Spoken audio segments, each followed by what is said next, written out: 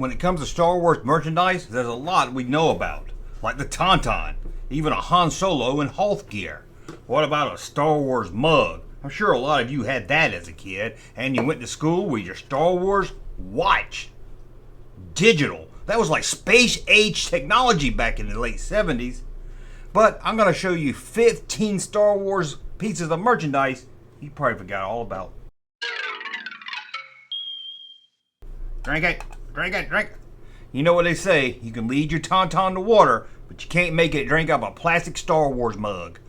Well, today I'm going to tell you about 15 items that was released during the Star Wars era that you may have forgotten about. Now, if you've seen this channel before, some of these you've probably seen before because I've done videos on them, but let's sit back and pretend like you didn't see those videos, because I'm going to show you 15 Star Wars merchandise that you just forgot about. Most of these aren't going to be related to the original trilogy era, what I call the golden age of Star Wars, but we are going to at least look at one of them from the 90s. So I've wasted a lot of your time, and your time is precious. So let's get into looking at these and start with, and not really any kind of countdown order, but we'll start right here with this one right here, because it's not really a Star Wars item. That's Junkman for you, clickbait, but I thought I'd throw this up anyway. You've heard me complain about how we didn't get any Star Wars color form back in the original Star Wars run. Well, here's Star Snoopy from 1977, and you can tell they were trying their best to capitalize on the success of Star Wars. So this is the closest thing we got to Star Wars color forms. That would have been a lot of fun. Now, we did get Star Wars Presto Magic, but I wanted Star Wars color forms. I love some color forms. Well, what about a racetrack? Now, this is one I've done a whole video on, so you can check that out, but it's pretty darn cool. I'm gonna be honest with you, I didn't know about this one as a kid. I would have had to have it because it was awesome. It's the Duel at Death Star race set. It always bugs me. It always Duel at Death Star. Why don't they always put the word "the"? Duel at the Death Star. Wouldn't that sound better? It's like the game Escape from Death Star. Should be called Escape from the Death Star. But I'm getting sidetracked here. This thing looks awesome, man. It is. You got a cardboard cutout of a big head, Luke Skywalker or Darth Vader, and a ship that looks like an X-Wing or a TIE fighter. Who could not love this thing? Now, I know what you're saying. You're saying racetracks ain't really your thing. Fake Star Wars color forms is not for you. What you want to do is get your future told to you by Yoda by looking up his robe. Well, that's all you had to do with this Yoda. Shake him, turn him upside down, and look up his robe. I know that sounds disgusting, and it is. Remember the Magic 8 Ball? Well, there was a Yoda Magic 8 Ball. Here it is right here. Jedi Master Yoda. You ask him a question, shake him, turn him upside down, look up his robe, and what do you see? Teabagging face you get. I know that's a bad Yoda impression, but there it is. And it just had a little cube inside, just like the 8 Ball with that liquid in it, and it had basically the same answers. You know, ask again later, or yes or no, or something like that. Now, I don't know how accurate this thing was. I had a friend that had it, and it never really told the future, to be honest. We asked a bunch of questions. Remember, we asked it all the time. Is Darth Vader really Luke Skywalker's daddy? And we turned it upside down, and he'd be like, ask again, and we ask again, and he'd be like, oh, the Force is foggy right now. So it never gave us a really good answer. Sometimes he did say no, but then next time he'd say yes, so he never really got a different. I'll be honest, this Yoda didn't know shit, okay? This Yoda didn't know shit. Now, a lot of people forget about Kenner made Play-doh. Play-doh, remember Play-doh? Yep, Star Wars Play-doh. Here it is, a Play-doh set.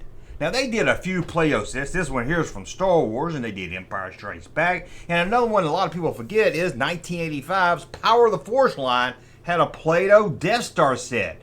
Never had a Play-doh set. That would be kind of cool, but then a friend would have came over and he would have mixed the Play-doh together. Don't mix your Play-doh together. I know they do it in the box, but I couldn't stand when somebody get my Play-doh and mix it together.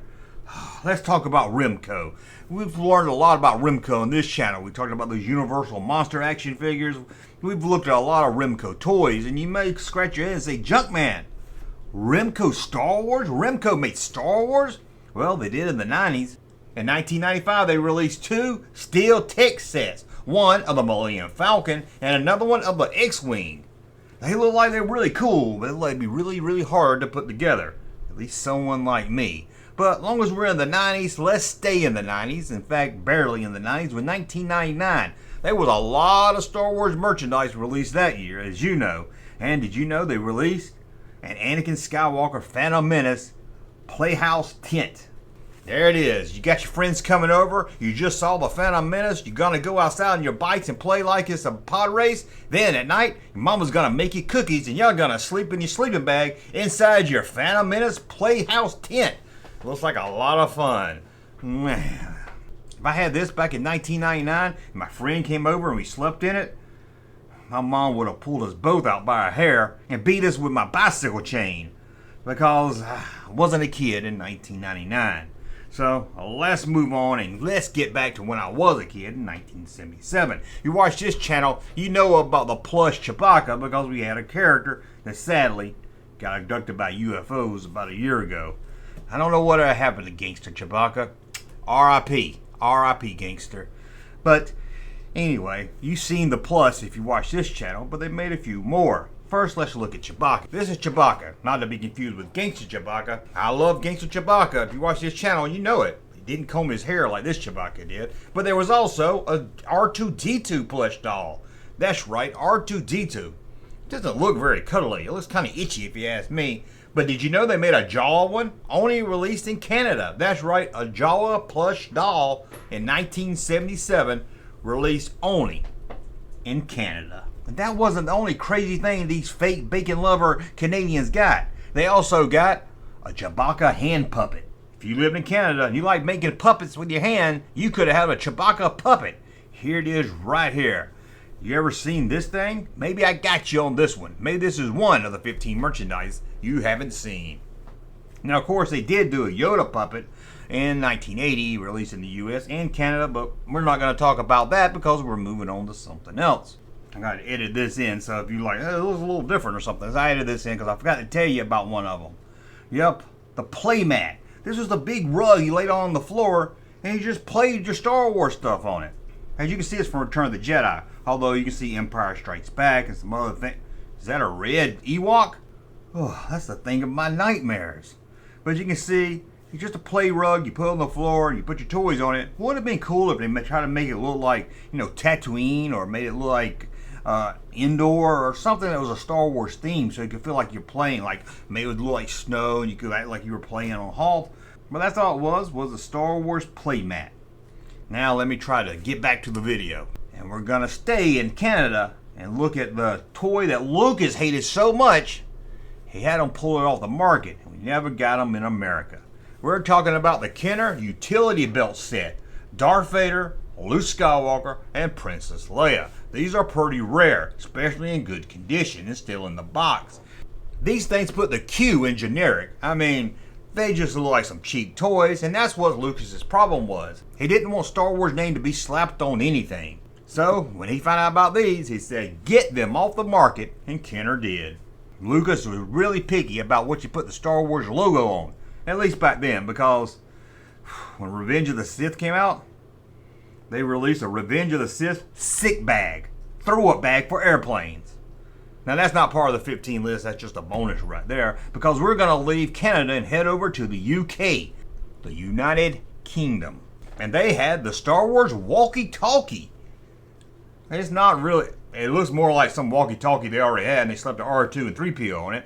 Now the US almost got a C-3PO walkie-talkie, but it was never released. This is the closest we got to a Star Wars walkie-talkie, at least back in 1977. Walkie-talkie, that's a stupid name, walkie-talkie. Oh, let's get over to the 80s and look at stuff for your birthday party. It's 1980, you saw The Empire Strikes Back. You want to have a Star Wars themed birthday? Well, you can, and you can have some bounty hunters on top of your table. The 1980 birthday centerpiece. That's right, your mom's got the cake, she's got the dishes, she's got the plastic fork. She even has a little jar of ice cream that comes with that wooden spoon. Remember that wooden spoon? Anyway, here's the centerpiece that sits in the middle of the table. And look, it's got bounty hunters on it. Now you're saying you like that centerpiece. You would love it on a shirt. Don't worry, I'm not going to plug that I took that image and put it on a shirt. Might do that one day over at junkmanmerch.com. But nope, I'm going to tell you couldn't wear it on a shirt, but you could wear it on your head. Yep, a birthday cone-shaped birthday hat.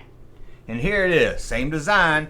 Now I have to edit this because I told y'all about how I had all the bounty hunters on this, but I only see Boba Fett. I was going out of memory here. I was just trying to remember. I thought it had more than just Boba Fett on it. But here it is with Boba Fett. Now there's some other characters on it, of course. I think I see a Stormtrooper, maybe a Darth Vader. Who knows, if I look hard enough, I might see a Lobot or two. What about the lunchboxes? Now, we've talked about lunchboxes a lot on this channel, and a lot of you had the metal lunchbox. You know, the Star Wars, Empire, Return of the Jedi. You may even have the plastic Ewok lunchbox. But did you know back in 1977, one of the first lunchboxes to hit was plastic, and you got to design your own Star Wars lunchbox. Design your own. Here it is, design your own lunchbox. You just take the stickers and put them wherever you want them. There were no rules. You could put a sticker upside down. You could put a sticker on the very bottom. You could put one sticker in one place and then all the other stickers on top of it. I don't know why you would do that. Maybe you were retarded. I'm not really sure. But you could do whatever you want because it was up to you. It would design your own Star Wars themed lunchbox. I like that. That's not as good as a plastic lunchbox with a thermos. Come on, that's the best. And can you believe it? That's the end of the video. That's 15 merchandise items that I think you may have forgot. Unless you watch this channel, of course. Let me know. Did I get you on any of these? Hey, Junkman channel popping though. Thank you, sir, for that unsolicited testimony.